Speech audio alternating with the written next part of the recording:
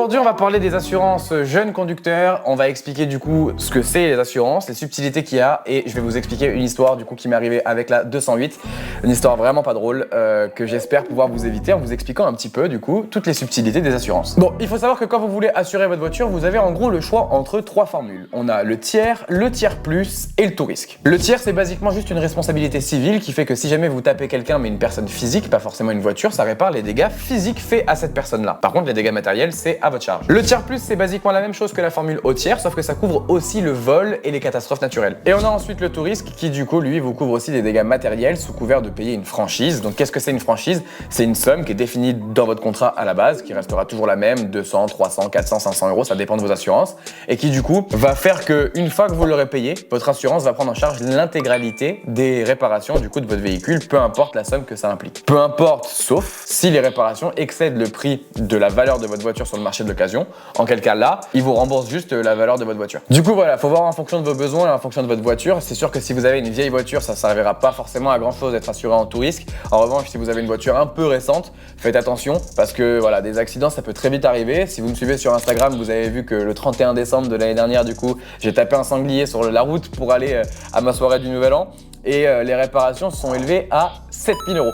Donc j'étais bien content d'être assuré tout risque pour juste avoir mes 300 euros de franchise à payer et que la voiture ressorte nickel. Ça c'est par rapport au type de contrat. Ensuite on a du coup les statuts qu'il y a à l'intérieur des contrats. Donc par pas, c'est vraiment facile, c'est juste le premier conducteur, second conducteur ou conducteur occasionnel. En théorie, le premier conducteur c'est celui qui conduit du coup le plus la voiture. Le second conducteur, c'est quelqu'un qui la conduit de temps en temps. Et le conducteur occasionnel, ça c'est un petit peu obligatoire. C'est si vous prêtez votre véhicule à quelqu'un, si c'est quelqu'un de votre famille qui s'en sert une petite semaine ou quoi, il sera du coup assuré en tant que conducteur occasionnel.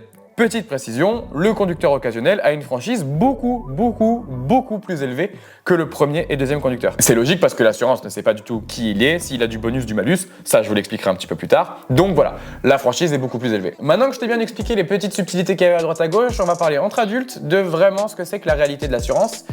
Et je vais pouvoir commencer à t'expliquer un petit peu ce qui m'est arrivé. Déjà, il va falloir que je t'explique exactement ce que c'est qu'un jeune conducteur aux yeux des assurances parce que c'est pas la même chose que toi et moi. Pour nous, un jeune conducteur, c'est quelqu'un qui vient d'avoir son permis et qui n'a pas encore du coup eu 3 ans de permis, tout simplement. Et t'as raison, c'est effectivement le cas. Mais pour une assurance, c'est pas uniquement ça. C'est aussi une personne, peu importe son nombre d'années de permis, qui n'a pas été assurée pendant les derniers 24 mois sur une période de 36 mois. C'est-à-dire que si sur les 36 derniers mois, vous n'avez pas été assuré 24 mois en continu, vous êtes un jeune conducteur, même si ça fait 4 ans que vous avez le permis. Et oui, je vous dis ça de cette manière parce que c'est exactement ce qui m'est arrivé. En fait, ce qu'il faut savoir, c'est que j'ai eu mon permis en décembre 2019, donc ça fait un peu plus de 4 ans que j'ai mon permis, mais pour des raisons économiques, j'ai jamais été mis en tant que second conducteur ou premier conducteur sur aucun des véhicules que j'ai pu conduire, même si, croyez-moi, j'en ai conduit et j'ai fait beaucoup de bornes, j'ai toujours été du coup considéré comme conducteur occasionnel. Le truc c'est que pour les assurances, un conducteur occasionnel ça ne se déclare pas, il n'y a pas de nom affilié à un conducteur occasionnel. Et quand vous allez vouloir vous assurer auprès d'une assurance, on va vous demander du coup un historique. Et pour cet historique là, il faut que votre nom il apparaisse. Donc si vous n'avez pas été assuré en tant que premier ou second conducteur sur un véhicule après l'obtention de votre permis, en fait tant que vous ne l'êtes pas, vous êtes toujours considéré comme jeune conducteur. Et le jour où vous prendrez votre première assurance, dans le cas où vous avez votre permis à 18 ans, vous achetez votre première voiture à 28 ans, et en fait l'assurance considérera que vous êtes jeune conducteur. Et ça, que vous ayez roulé ou non, c'est là où c'est un petit peu compliqué. Parce que si encore ça dépendait du fait d'avoir roulé dans sa vie avec une voiture ou pas, ça pourrait s'entendre. Mais même si vous avez roulé énormément avec une voiture, mais en tant que conducteur occasionnel sur le véhicule de quelqu'un, vu que vous n'avez pas d'antécédent d'assurance, vous êtes jeune conducteur. Et le problème, c'est que par rapport au prix du contrat, être jeune conducteur, c'est pas avantageux du tout. Parce qu'un jeune conducteur, ça comporte du coup plus de risques parce qu'il a moins d'expérience, en tout cas en théorie, et que donc, en tant qu'assureur, on va forcément augmenter les prix pour pouvoir couvrir les potentiels dégâts et problèmes qu'il pourrait avoir dans ses débuts d'apprentissage de la conduite autonome. Et petit à petit, le prix va baisser parce que vous allez du coup, au fur et à mesure des années en tant qu'assuré, cumuler du bonus. Donc le bonus, pour ceux qui savent pas, c'est basiquement une note, un espèce de score qui s'augmente chaque année, si vous ne déclarez pas d'accident, bien évidemment, qui démarre du coup à 1, et chaque année passant, vous gagnez 0,05. Vous pouvez du coup aller au maximum jusqu'à 0,5 et c'est un coefficient en fait réducteur de prix de votre assurance qui vous permet, quand vous avez du coup 13 ans d'expérience, de pouvoir avoir un coefficient de 0,5 et donc une assurance théoriquement 2 fois moins chère que celle d'un jeune conducteur qui aurait du coup un score de 1. Évidemment, faut pas oublier d'ailleurs pour le bonus que ce score existe aussi à l'inverse. Si vous déclarez beaucoup trop de sinistres, vous pouvez passer au-dessus des 1 et alors là je vous explique même pas comment ça va vous coûter cher en assurance et même parfois vous pouvez avoir avoir du mal à trouver des assurances. Donc faites vraiment attention quand vous roulez sur la route. La route, c'est pas un circuit. Essayez de faire gaffe, s'il vous plaît. Bon, et du coup, il reste une chose qu'il faut qu'on aborde, c'est la puissance et la rareté du véhicule. L'assurance, pour établir du coup un devis, va se baser sur ton bonus, donc ton expérience en tant que conducteur, le prix de ton véhicule et la rareté de ton véhicule. C'est-à-dire, dans la rareté, j'entends plus ou moins le coût des réparations. Plus votre véhicule est rare, plus les pièces pour le réparer sont chères puisqu'elles sont elles aussi rares. Donc forcément, ça augmente le prix. Ça, c'est pour la partie rareté. Et maintenant, il faut parler de la partie puissance, qui est la partie la plus désagréable en tant que passionné d'automobile. Et je suis sûr que c'est votre cas aussi. Pour les assurances, il faut savoir que le nombre de chevaux représente évidemment un risque supplémentaire pour vous d'avoir des accidents. Basiquement, plus ta voiture a de chevaux, plus ton assurance sera chère. En gros, le calcul, c'est pas exactement comme ça que ça fonctionne, mais sincèrement, on n'est pas loin de la réalité. Le problème, c'est qu'en tant que jeune conducteur, ça dépasse même ce cap du prix en fait. Parce que plus t'as de chevaux, plus l'assurance va être réticente à l'idée de t'assurer sur un véhicule qui est vraiment puissant. Et c'est justement maintenant qu'il faut que je vous parle du coup de ce qui m'est arrivé avec le Peugeot 208 pour que vous puissiez avoir un exemple concret de ce qui se passe et de comment ça se passe en tant que jeune conducteur pour éviter du coup d'avoir le même problème que celui que j'ai eu parce que vraiment c'est désagréable. Bon, tu le sais sûrement si tu me suis, d'ailleurs si c'est pas le cas, hésite pas à t'abonner, mais je me suis acheté du coup une 208 GTI il y a pas si longtemps. Évidemment, comme c'est un véhicule que je venais d'acheter, j'ai dû m'assurer dessus, donc j'ai fait des devis d'assurance pour pouvoir m'assurer sur le véhicule. La première fois que j'ai cherché du coup à m'assurer, j'ai voulu le faire dans la même assurance que celle que mon père avait déjà, parce que je connaissais déjà l'application, tout ça c'était super. Donc j'ai fait les devis et j'ai fait une petite erreur pendant mon devis. En fait, pour moi, à ce moment-là, je savais pas que être considéré comme conducteur occasionnel, c'était en fait ne pas être assuré aux yeux des assureurs. Donc quand j'ai fait mon devis et quand j'ai fait du coup mon contrat, j'ai dit que oui, j'avais bel et bien été assuré sur les 24 derniers mois, puisque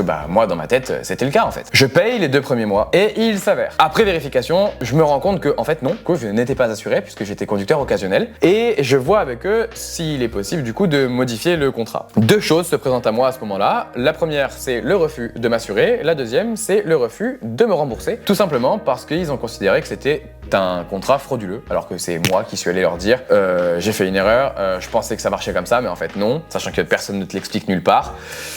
Donc ça, c'est le premier conseil que je vous donne, évitez du coup de marquer que vous avez été assuré si en fait vous êtes juste considéré comme conducteur occasionnel. Dans cette histoire du coup, dans cette première histoire, j'ai perdu 300 € et ça s'arrête même pas là parce que du coup forcément j'ai dû chercher une autre assurance. Donc j'ai fait des devis sur un comparateur d'assurance parce qu'étant donné que je n'avais plus celle que je voulais, peu importe laquelle je choisirais, la meilleure sera la moins chère. Je fais mon comparateur, je rentre toutes les informations et cette fois-ci les bonnes informations, donc le numéro de la voiture, mes informations de permis. Je tombe sur une assurance qui est à des prix quand même très très chers, puisqu'on est sur 157 € par mois pour du tiers plus, donc vraiment le coût de l'assurance est colossal. Je me dis bon, de toute façon c'est normal, vu que j'ai jamais été assuré, pourquoi pas. Je prends cette assurance là, j'envoie les documents et mon contrat d'assurance est donc enregistré, la démarche est lancée. Je vais pouvoir aller chercher le véhicule, être assuré pendant un mois, le temps de pouvoir leur envoyer les papiers de la carte grise à mon nom pour sceller la vente et bien prouver que c'est effectivement ma voiture. Et donc, quand je reçois la carte grise, je m'empresse de leur envoyer une photo pour leur montrer que ça y est, j'ai enfin les papiers à mon nom, tout ça. Finaliser le contrat, comme ça on n'en parle plus, c'est réglé. Et 24 heures après l'envoi de ma carte grise, je reçois un mail me disant que en fait mon assurance vient d'être résiliée sans me donner de raison en plus. Donc là il est 9h40 du matin, moi je suis content parce que je pensais que ça y est, c'était enfin derrière moi les démarches administratives pour la voiture.